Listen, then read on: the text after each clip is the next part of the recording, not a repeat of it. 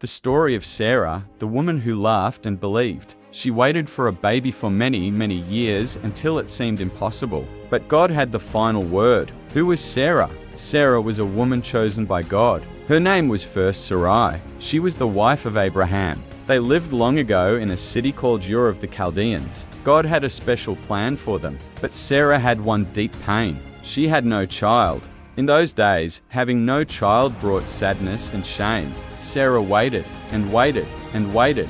One day, God spoke to Abraham. God told him to leave his home and go to a land he would show him. God promised Abraham something amazing. I will make you a great nation. But there was a problem. Serah had no baby. Years passed. Still no baby. Serah grew older. Her hair turned grey. Her body grew weak. The promise seemed impossible. Waiting is hard. Serah became tired of waiting. She tried to help God's promise happen in her own way. She gave her servant Hagar to Abraham. Hagar gave birth to Ishmael. But this was not God's plan for the promised child. This brought tension and sadness into the home. Sometimes when we rush God, we create pain.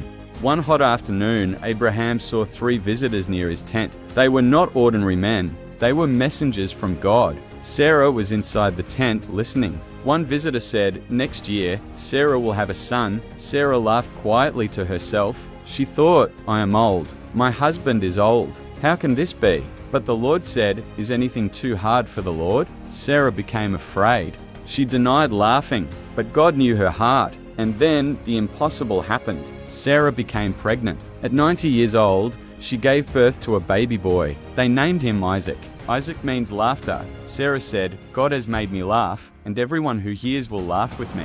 Her sorrow turned into joy. Her waiting turned into praise. Her doubt turned into faith. Serah was not perfect. She doubted.